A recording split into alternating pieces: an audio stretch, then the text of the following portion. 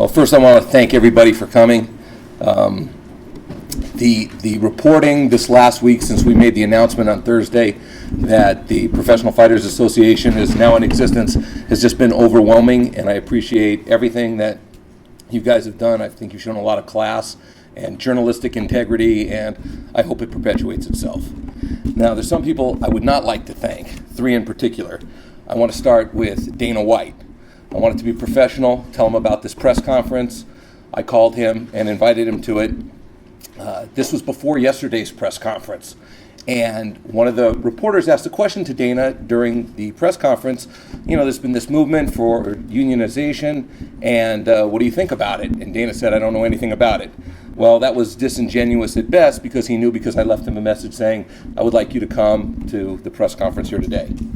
Next guy would be Patrick Whitesale from Patrick Whitesale and Ari Emanuel. I called Patrick Whitesale and spoke to his assistant. His assistant said, please send me an email regarding the press conference and I'll pass it along. That's all that happened there. Ari Emanuel was a little bit different. I called him the first time. He picked up the phone right away. I said, this is Jeff Borris from the Professional Fighters Association. Do you have a minute to talk to me? And then there was a click, and I wasn't sure if we got cut off or he hung up on me. So I called him back. I said, hi, I don't know if we got cut off or not. This is Jeff Borris again. And he, in a tone that only my wife speaks to me in, says, don't ever call me again. I don't want to speak to you. I don't want to have anything to do with you. I said, okay. And then I sent him a text after, and I said, I think that's unprofessional. I'll let you get away with that now. But once we become a union and we're certified by the National Labor Relations Board, you're going to have to take my phone call, and you're going to be forced to deal with me. So at the beginning, I thought that my job was going to be really to educate the fighters on all the issues, minimums, pensions, things of that sort, medical benefits, grievance procedure, drug policy.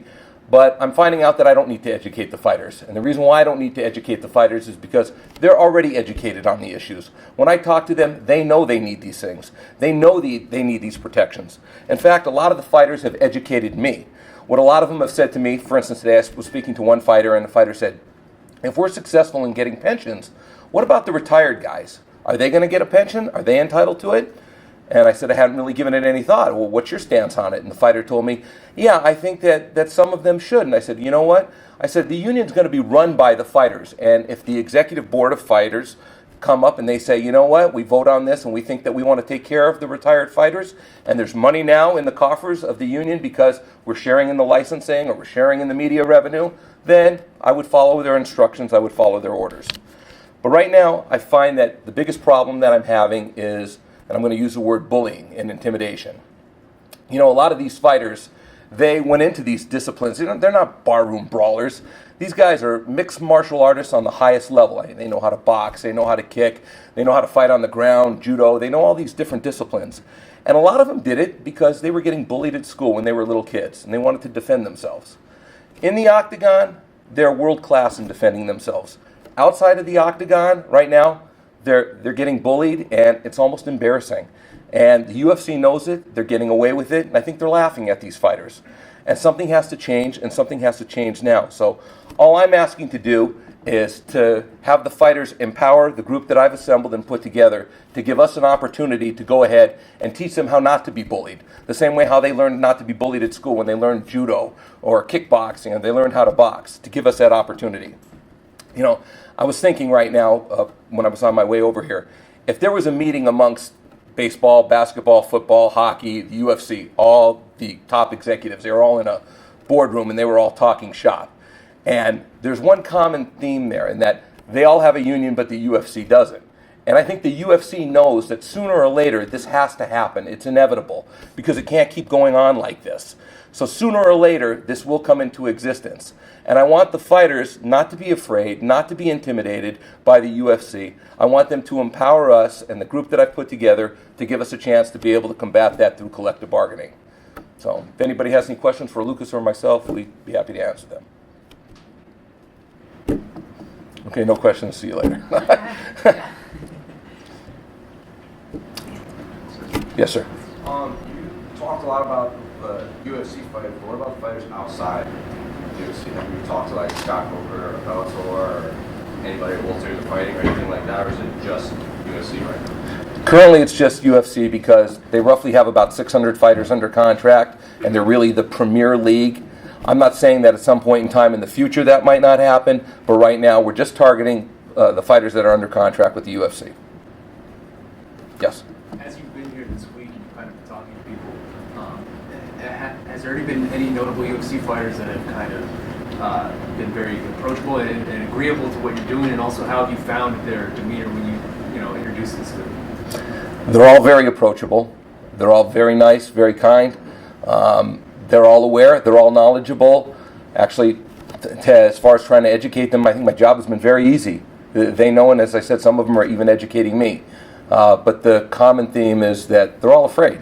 It was something I wasn't prepared for. I didn't even give it any thought. But these guys are not afraid. They're not afraid of anything. But outside, you take them outside the octagon, and they're afraid. And the UFC is winning right now. And if it doesn't happen now, I mean, when is it ever going to happen? With the sale right now is the time. What in particular are they expressing to you that they're afraid of? That the UFC, I'll give you an example. They talk about UFC 200 when they yanked Diaz and McGregor off the card because McGregor didn't show up for that press conference from Iceland. Now, I'm not saying McGregor's right or McGregor's wrong or the UFC's right or wrong, but here are the two guys who are at the pinnacle, who are at the top of the sport, and the UFC was able to take millions of dollars out of their pocket by saying, you're not going to fight. The reason why you're not going to fight is because you didn't come in for this press conference. Now, maybe the UFC was right for doing that, but maybe they weren't right.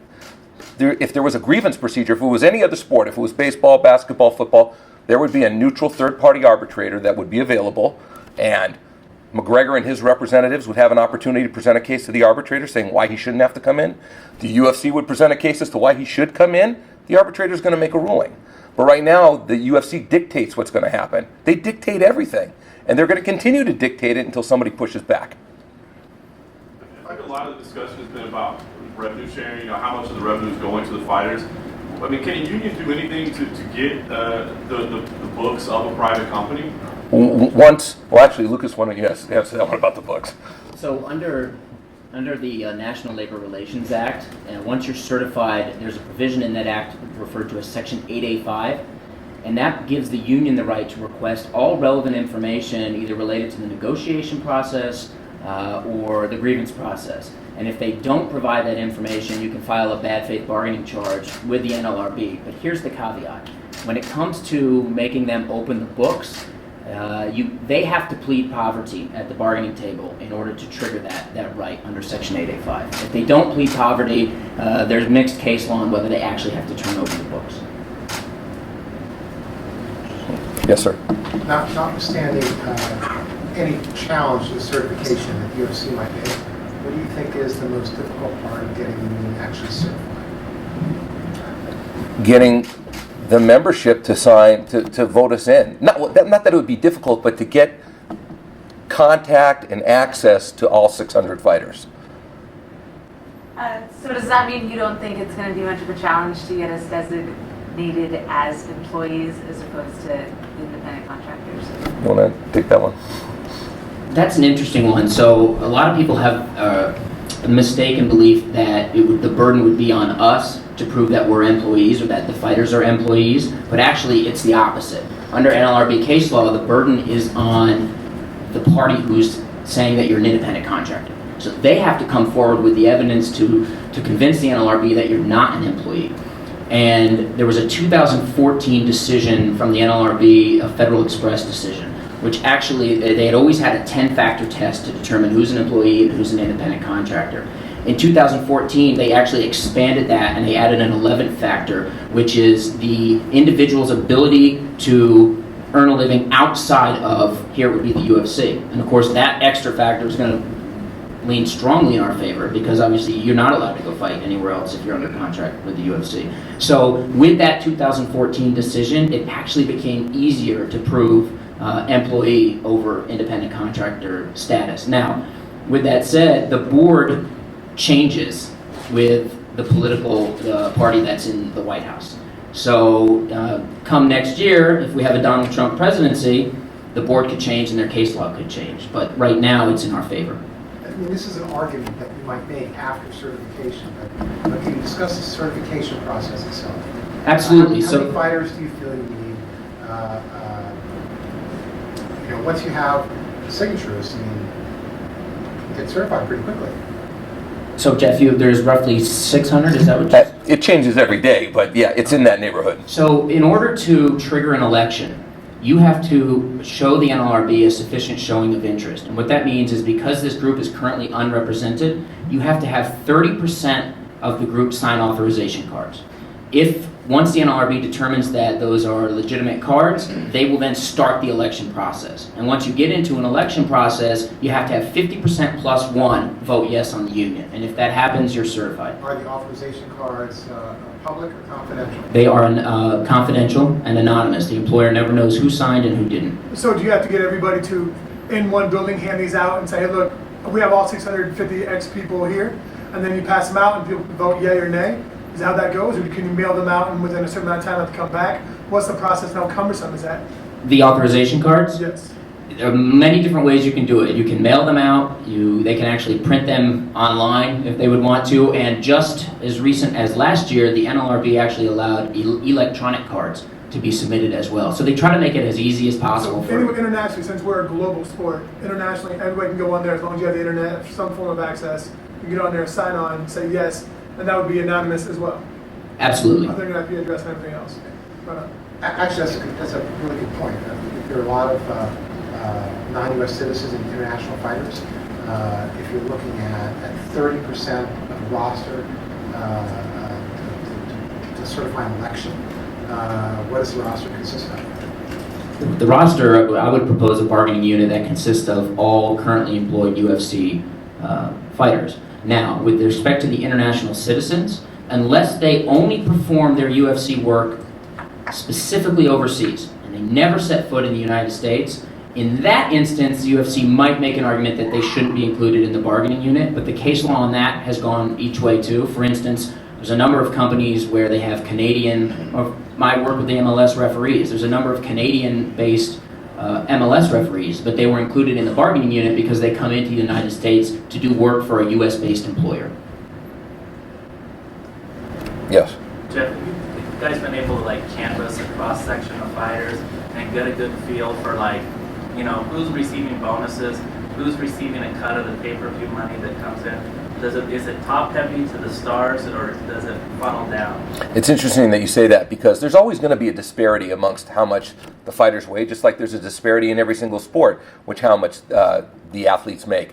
One of the things that I would have if we become a union is information available to all agents what all fighters are making. See, right now, the UFC, this is how they operate. They make that a secret. So other agents can't talk to other agents and say, oh, how much did you get your guy for this fight? That information is not accessible. As an agent in baseball, I have the information at my fingertips what every single player is making. And that assists me and helps me in negotiating. Of course the UFC wants to keep their agents in the dark. It helps them. But if there's a union where the agents have access to all the salary information, all the pay-per-view information, all the bonus information, it will make them more effective as negotiators. You've been involved in baseball. What is the cut that ownership takes versus what players get? It varies every year, but it's pretty close to 50-50. All the major sports are around 50-50. Any idea what it is in the UFC? Well, the only thing that I was able to find was there's comments that Lorenzo had made where I think he said it was something like 86-14 or whatever, but somewhere in that neighborhood. I mean, it may be true, may not be. I don't know. They don't have to turn over their books and records. But I really don't think it's anywhere close to 50-50. Yes. Have you reached out to agents and managers so far? And if yes, how have they received it? The agent community's been great. I call them up. I think they relate to me very well because that's where I come from. I know that the Major League Baseball Players Union has relied upon me very heavily the last 30 years when they've had labor strife, whether it's been strikes, lockouts, collusion, unfair labor practices, and I'm a big source of information I communicate from the union to the players. So I think that the agents in the UFC understand it the same way. And if we're successful and if we become a union, there's going to be more money involved for everybody, including the agents. So they've done nothing but support it and endorse it. And a lot of them have had their fighters call me. They say, here, call Jeff. We want you to speak to him. Have you been able to obtain an endorsement from any notable contenders or champions or anybody like that, whether anonymously or even just with their name? Right. I'm talking to the fighters that are at 10-10 the entry-level guys all the way up to the top, and I'm treating them all the same because they'll all become part of that union membership, and they're all entitled to the same benefits and protection. So I treat them all alike. It doesn't matter if you're a big star or you're an entry-level guy. So once the union is formed, how long do you think it'll take for the changes to come about? Will it be an immediate thing, or the things like the pension and the greater percentage of the revenues? Right. See, that's a great question because I think that's actually going to be the hardest part. And the reason why that's going to be the hardest part is, let's say we became a union tomorrow morning, and I knocked on the UFC's door and I said, okay, I'm here, let's start the bargaining, let it begin. I want this, I want that. They're not going to say right away, sure, here it is, and hand it over. I think that might take time, and that might be a evolutionary process. But something, it's a cinch by the inch, but hard by a yard. I'd like to see some progress going towards that 50-50 division split. Yes. Lucas, can you speak on that? I mean, I would think legally, if you're a certified union, there's some kind of time frame that they have to negotiate with you, correct? There's no specific time frame, but they can't refuse to meet with you. And they also can't say, we're too busy to meet with you. There's something called the busy negotiator defense, and I've actually filed bad faith bargaining charges against the sports league for using that defense. They said we were locked up with this group, so we couldn't talk to you. And that was a bad faith bargaining tactic. So there's no specific timeline, but they can't refuse to meet. They have to meet at close intervals under the law. And again, if they don't do any of these, you file bad faith bargaining charges. And what's the beauty of bad faith bargaining charges is the NLRB acts as like a prosecutor. So once you file the charge, they do all the work. Right? So it's not a labor-intensive process, and they are very union-friendly, the NLRB. So just in terms of comparison, when the Major League Soccer referees, much smaller group obviously, and much less money, but when they started from scratch, they were certified in May of 2013, and they had a fully signed CBA in March of the following year. So it was just under a year that it took. Jeff, you had kind of made it seem like there was at least a possibility that an active fighter was going to speak tonight. Was that a possibility? Was it something that fell apart? Or? It still is a possibility if he walks in the door. Okay. How much of that is right? How, I meant on the podium speaking. It made it seem like that was a possibility. No, not on the podium speaking. Would be in the audience. Would be in the room. Right? Yes. Okay. How important do you think that is that you have sort of active fighters who are publicly speaking about this and not just anonymously? Do you need that, or can you get it done without it? I probably can get it done without it. Obviously, our jobs would be a lot easier if we had a lot of fighters who were visible. I've promised all the fighters that no one will be visible. They'll all be the invisible man-woman until we have 500 plus, because there's strength in numbers and they don't want to be singled out. So I want to protect those right now and have them remain anonymous. I mean, I know there's some in this room right now, and I think they're very brave and should be applauded for being here. Obviously, they're not afraid of bullies, but it would make our jobs a lot easier if fighters became visible, but I promise them that won't happen until we have 500 plus. Yes? If you're successful in certifying the union, let's make an assumption that the employer of the UFC will try to challenge that. They'll say, they're kind of contractors, and it'll be litigated, and that will cost money. How do you plan to fund such a fight? Do you want to answer that one? I guess I've got a lot of pro bono work ahead of me. Right now, we have the budget of a startup. So, and the work I've done thus far has been on my own time. So, I don't know how else to answer that. I mean, that's very common with new unions. When they certify, they don't have any money, and you got to get certified. You got to start collecting dues. That's the only way to gain revenue, unless, of course, you start a donation drive, which I've seen in other unions. Have you estimated what litigation costs might be to get you to the point of being a bargaining unit and have a sit at the table?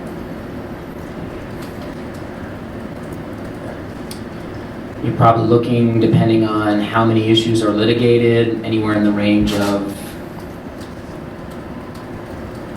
$30,000 to $50,000. Actually, I want to try to tackle that question too. This week, I've received tons of calls of people who are looking for work, tons of people who are lending a helping hand, and I've received calls from people, venture capitalist type groups, that believe in the cause and have been willing to underwrite whatever costs that we've had, and I've respectfully declined that, but I don't think that that'll be a problem if push came to shove. I think one of the things that a lot of us are worried about overall in the whole picture of everything is that there's going to be a lot of Johnny-come-latelys that come in that are really, that understand how bad we need this, and they're going to be very, very pointed, and I think a lot of us don't have the intellectual capabilities to understand really what's going on. We're going to have to rely on a lot of other people that we feel might not have our best interests in mind, and maybe more interested in lining their own pockets. How do you feel that over time you can win our trust in that situation and make it realize, like, that you've been involved in this for a while, that you've done your homework, you understand that the trials, triumphs, tribulations, the stresses, making camps, not getting injured, the whole struggle that we go under. It seems like this is like the really sexy hot button thing to be worried about right now, and then it seems like if there's trouble, if there's something else, if it doesn't work, then somebody will be off to the races looking for the next sexy thing. And that's the conversations I've had with fighters. That's what it is. That's the biggest concern. Is that anybody that comes up and approaches us or talks to us or sends us a letter or whatever else we get, it's just a bunch of bullshit until they can find out if it really works or not. If it does, cool, they'll stick around. If it doesn't, they'll bounce. Well, the only way a fighter will ever be able to know that is if we become a union and we collectively bargain and we get stuff for them that they don't currently have. I mean, if we don't achieve their objectives, they would throw us out, as we would deserve to be thrown out. But if they empowered us and through collective bargaining we were able to gain rights and things and benefits that they don't currently have, I think they would be happy with that and they would keep us in power. Yes? Somewhat unique to your situation as opposed to other sports in the past is that you're not only fighting a potential quote-unquote employer, but perhaps other unions trying to organize a similar effort. And you know that this is happening right now. There are other people trying to convince fighters not to go with you and to go with them. Can you give us an update on that struggle, if you will? Sure. I would say that the biggest group that's been against us is the MMA FA, and I want you guys to look at this that we have here for a second, because I wanted to show what the differences are. If you see here, okay, first of all, as I said, they're an association. They don't need to be elected or voted in, and we are a union, and we must be voted in. First difference.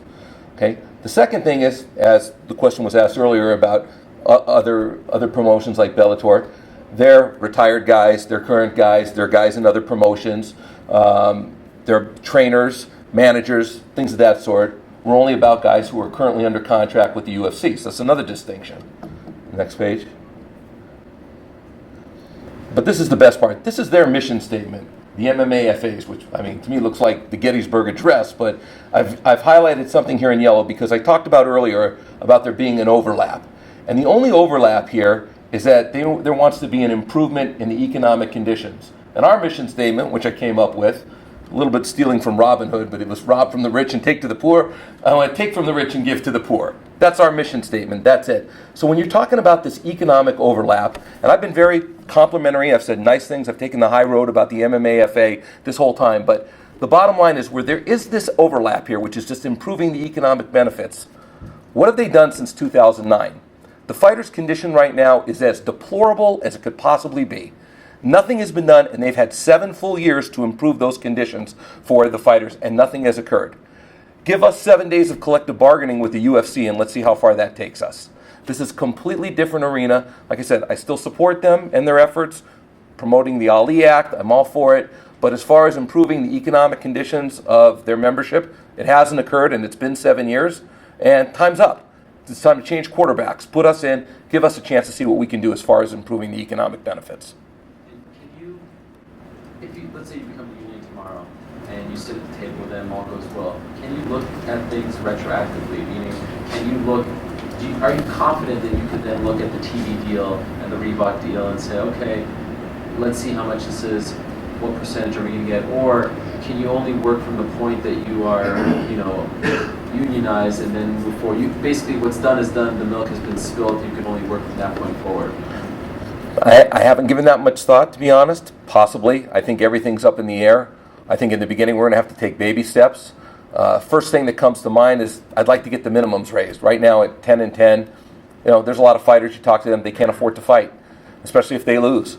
They can't afford to pay their corner, they can't afford to pay their training, and I think that the very first thing I would do is I'd want to get the minimums raised.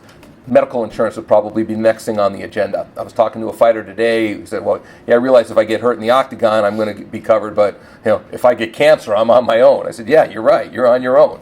So I think those would be probably the two things at the top of the agenda. And are you concerned that they might sign a new TV deal before you can unionize to avoid this issue?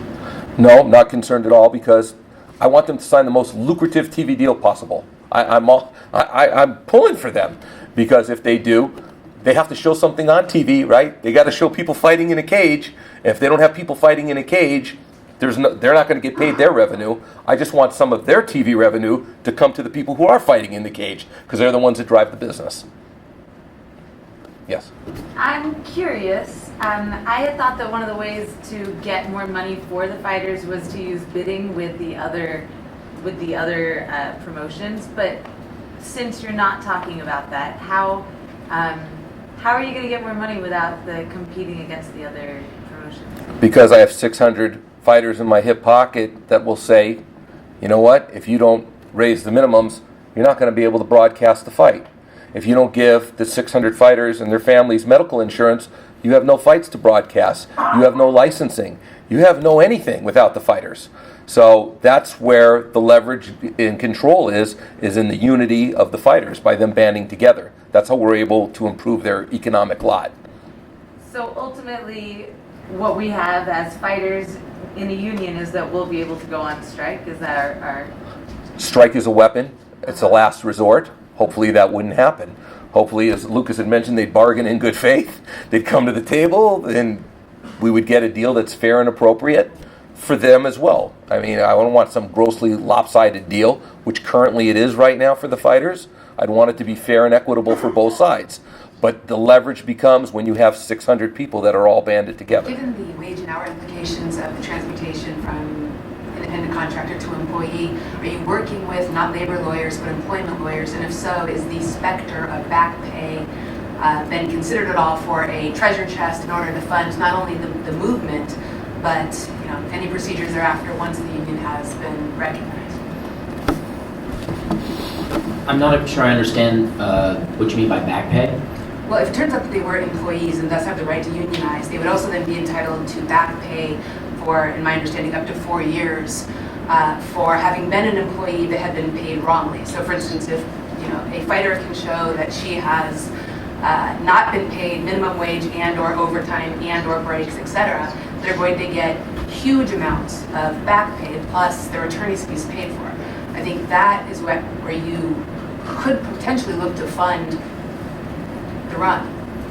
It's a very interesting question. I get it now in terms of being misclassified over the past 4 years, and it's definitely an avenue you could look at. That's also going to take litigation to figure it out one way or the other. So while it could provide a treasure chest if you were successful, it's going to cost money to litigate it on the front end as But well. almost by definition, if you're certified and you get the recognition as employees, I don't know that they'd be able to argue in good faith that for the past period of time prior to them becoming employees, they weren't.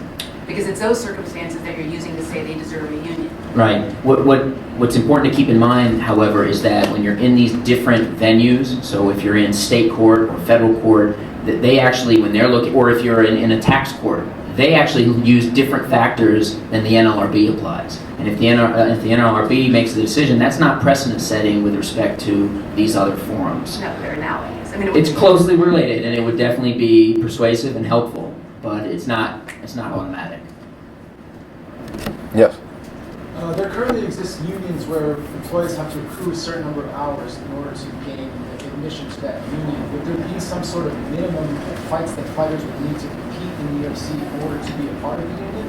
And if not, then would there be some sort of tiering to the importance of the fighters and their contribution in terms of dues? Because a fighter with one fight in the UFC wouldn't necessarily maybe have the same leverage as someone with 20 fights. Yeah, what's common that I've seen is a percentage-based dues structure. So you choose 1% or 1.5% or whatever it is, and then that's someone who's making 12 and 12, or someone who's making 3 million. They're going to pay their equal share percentage share instead of a flat rate, which you see in a lot of industrial unions where they're all on the same pay scale. And I wouldn't envision, I know what you're saying in terms of the minimum fights, and it would be like a probationary program. So a lot of unions have, you got to be on the job 6 months, and then you pass your probationary and you become in the union. I don't see that, and Jeff can probably speak to baseball and the others. I don't really see that in the professional sports arena. Jeff, when a guy comes up from the minor leagues, is he getting the league minimum?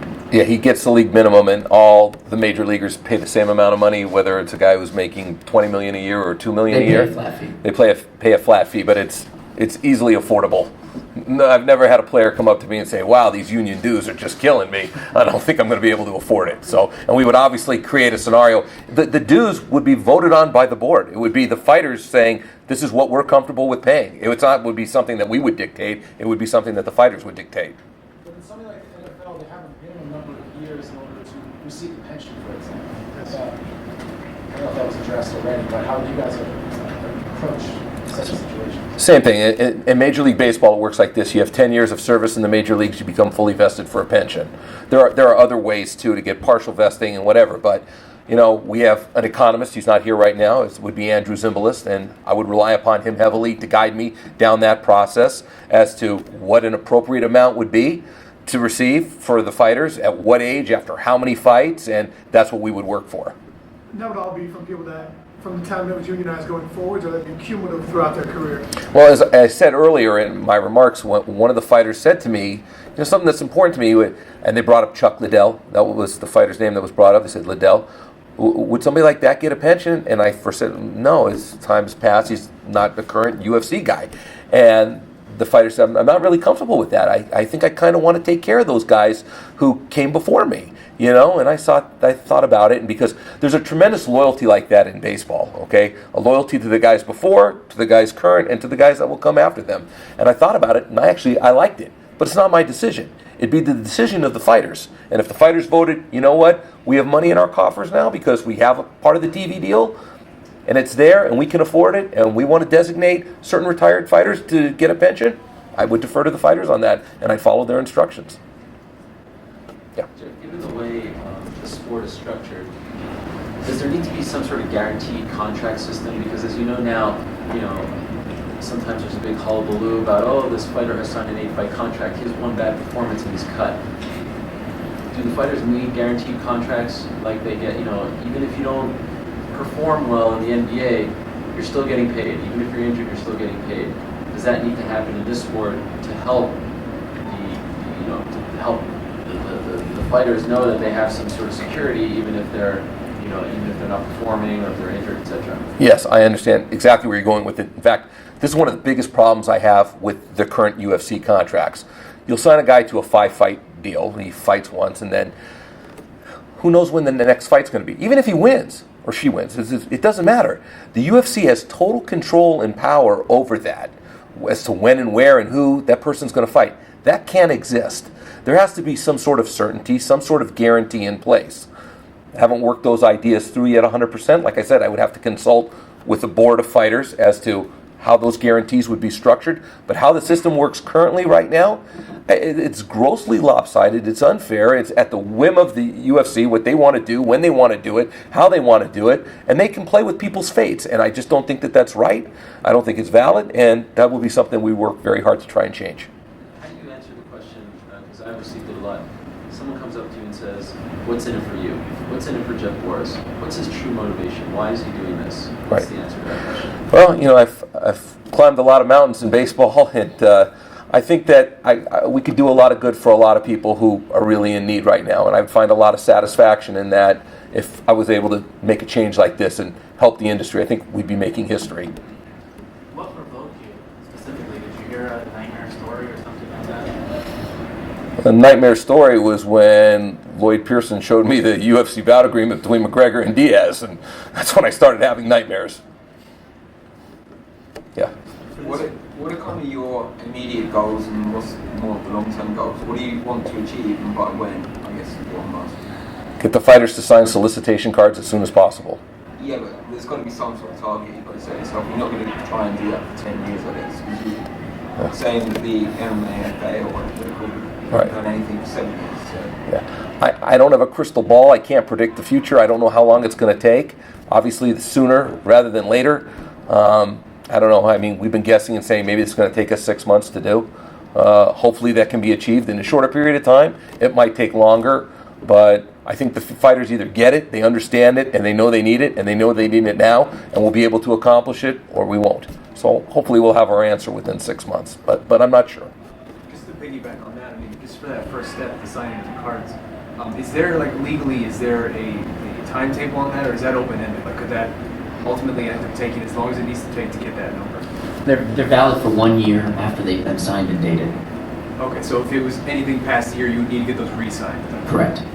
So do you guys have like a database of all 650 fighters' emails, information, telephone numbers, addresses, where you can mass mail, you can email, you can blast, you can do whatever? Do you guys have that? Yeah, Dana White's sending his cell phone over in the morning, and I'm going to I got it. transfer it over. I wish it would. The answer is no, we don't. How confident are you that the number of contract fighters is 600? Like I said, it changes every day, but from what's out, I mean, it could be more, it could be less, but from all accounts, it's somewhere in that neighborhood. Is there any way to get a solid number of that?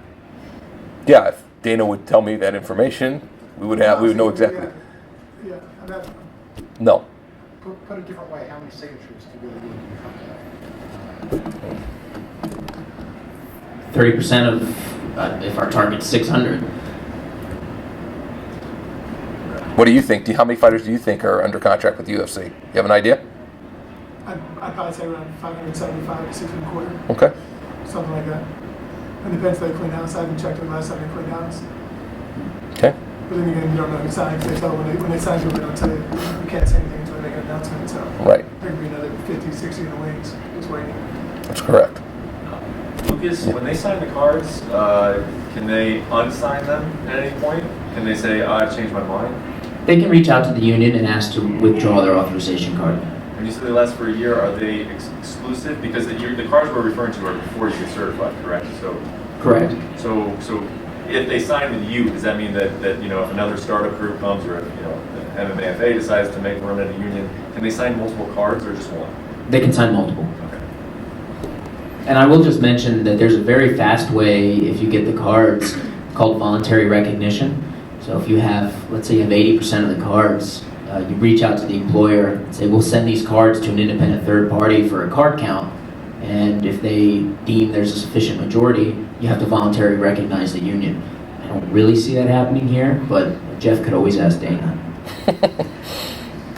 Just from a logistics standpoint, what's that process like since signing the cards? Is it that simple? You just sign your name and then that's it? It's a one-page card, and it says, I hereby authorize the name of the union to collectively bargain on my behalf. Its name, signature, date. That's it. I'm curious.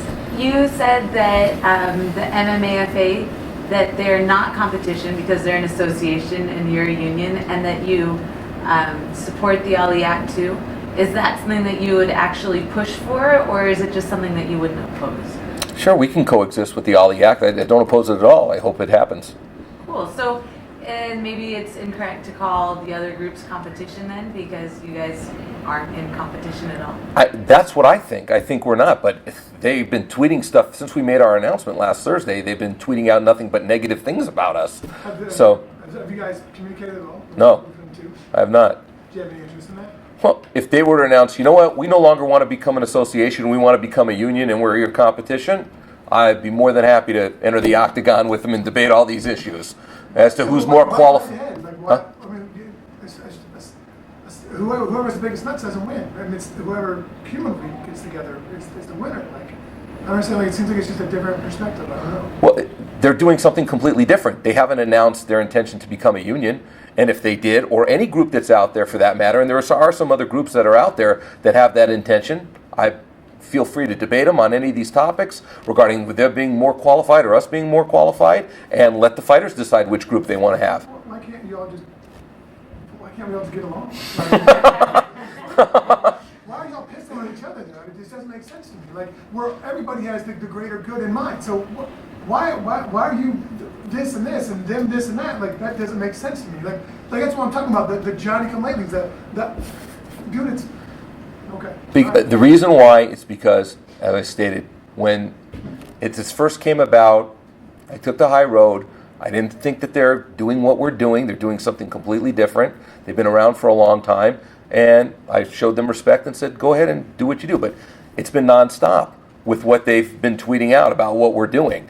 And it's like, okay, I'm only going to let sand be kicked in my face and be bullied around for so long, and I want to be professional about it. So that's why I showed the differences. That's why I showed the differences in the mission statement, and that's why I focused it down to where the overlap is, which is the improvement in the economic conditions. Now, if you want to talk about that, which is really not their job, then they failed at their job. They haven't improved the economic conditions of the fighters. And we haven't even had a chance yet because we haven't been empowered to collectively bargain on behalf of the fighters. So if given the chance, like I said, let's see what we can do. They've had 7 years. Let's see what we can do. That's the only part that I dissected out of and it was out of their mission statement, as to where there might be some sort of overlap. Other than that, our paths don't cross. What's the plan for fighter representation? In baseball you have teams and team representatives. It's an individual sport, so how does that shake out for fighters? Basically the same thing. Yeah, on every team in the major leagues, they have one player rep and then they have an alternate. I'm looking for fighters that are passionate, take these issues to heart, they care about it, they're very cerebral about it, and the fighters will vote amongst themselves as to who they want their representatives to be and to how big the board should be. I'm thinking maybe 13 fighters or so, could be more, could be less, but I'll let the fighters decide that, because I want the fighters who are going to be the ones that are running the union. We're just the instruments of the fighters, that's all. And right now you say you're focusing strictly on the UFC, but what's the plan for addressing other organizations in the future? Like how far do you have to get with the UFC before you start considering fighters in Bellator or World Series of Fighting? I don't know. We don't have to get a collective bargaining agreement in place and make great strides on behalf of the membership, show that we're actually doing a lot of good for these people, and then we might consider it in the future, but there's no immediate plans for Bellator or any other promotion. You would have to get separate collective bargaining agreements for each employer. So if there was a showing of interest from the other entities or the fighters from the other entities, they would have to collect authorization cards, and this one union could represent everybody, but you would have to negotiate separate collective bargaining agreements. You chose to unionize from the top down. Did you ever think about going the other way, working your way up? In terms of what? Unionizing the fighters? We're like I said, we're dealing with guys who are at entry level, the 10 and 10 fighters, all the way up to the top. So everybody all at the same time. And there's actually more people at the bottom than at the top. They need it more. Yes. When just addressing the UFC fighters, obviously there's this idea to have them installed as employees. But if you examine it from another example, you could look at all fighters across the board and really just examine them as 1099 contract. You can still have some sort of union that provides things like health care. Has that ever been a consideration? Well, right now the UFC in their contracts make the players sign. There's a paragraph in there where they certify that they're independent contractors. I mean, could they provide them with medical insurance? I guess they could, but it's been a very self-serving on their part to have them labeled as independent contractors, because if you look at the employer-employee relationship, they pretty much dictate everything: who they're going to fight, when they're going to fight, what they're going to wear when they fight. So they're employer-employee. Were you referring to an association essentially that doesn't get certified? Maybe it's more of a guild than I'm Right. thinking about. Right. And that's a possibility. So they wouldn't be legally obligated to bargain with that entity as they would a certified union. And in terms of withholding services, if you're not a union, an association can actually be sued under the Sherman Antitrust Act. I know there's an active lawsuit against the UFC, but those lawsuits can go both ways. Once you're a certified union, you're exempt from the Sherman Antitrust Act.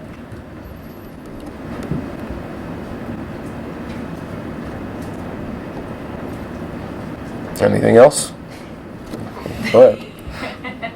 I was wondering, I've been hearing that the Screen Actors Guild, that the entertainment aspect, that maybe the fighters, as a result of how significant the entertainment aspect is, should look at that. I was wondering if that's any kind of a blueprint that you're considering at all, or if you're more focusing on the sports teams. I mean, the collective bargaining arrangements that I'm familiar with are only in the sports setting. So, Screen Actors Guild, I've never taken a look at it. I'm pretty well versed in baseball, basketball, football, hockey, and what their basic agreements are. And the one that, like I said, is the gold standard is baseball, and I would try to pattern the UFC's fighters' rights as closely as I possibly can to baseball's. It's what you're going to pick for your comparators, right? So if you go into collective bargaining, you need to look at relevant comparators in the industry. So if you're negotiating for baseball, you're going to look at the other leagues and see what they're making compared to the revenue. Do the same thing with the officials in all the leagues. You look at what the hockey officials are getting paid with, and who's under the curve, and then that gives you an argument to say we need to be either at the curve or above that curve. And so it's a great question. It's just who you pick as your comparators. And I will note that, to me this is important, and I've mentioned it to a few people, and maybe it gets lost, but so this union is what they refer to as an independent union, which means you're not affiliated with an AFL-CIO industrial union. And I work with a lot of independent unions, and what's nice about the independent unions is if you're affiliated with a larger union, whether it's the Teamsters or the TWU, part of your dues are kicked up to the international. They're going to the Teamsters International so that money can help them negotiate truck driver contracts and so on and so forth. So the beauty of the independent union is your dues revenue stays just with your union. This might be a stupid question because I don't know how unions run or make money. Is it strictly the dues that are going to help this thing actually operate, or is it part of this collective bargaining that a percentage of the overhead covers what your cost is to help make this happen? I guess if there's a pool of money that's coming in, you want to try to give as much to the fighters as possible. How much is kind of being siphoned off to make sure that the union can run? Or is it just the dues that pay all that? It's all of the above. I mean, there will be dues, but there could be licensing agreements, there could be share in the media revenue. There's all sorts of ways for the union, for revenue to come into the union. It's mostly dues, and it can be assessments. There's assessments when you run, if you're going into a contract year. I've seen unions do assessments where, in addition to the dues, they say there's going to be X amount, everyone knows X amount in order to build a war chest. And it's also when you go into the negotiations, a lot of mature unions will have strike funds in case you are locked out or you are on strike, that the union can help the individuals who are withholding their services keep on living through that process. They actually have a good plan in place in baseball. What they've done over the years is that they always hold back a percentage of the player's licensing money. So let's just take $100,000 as an example. Say every player who has a full year of major league service were to get $100,000. The union takes a percentage of that and they build a war chest for the players. So in the event that there's some form of a work stoppage, the players will have some money to draw upon at that time. I'd like to come up with a similar system like that for the fighters, but that's further on down the road. There's other things that are at the top of the pecking order that have to be addressed first. Has your process of gathering authorization cards begun at this point? We've not sent out one single card yet. Like I said, we're only a week old.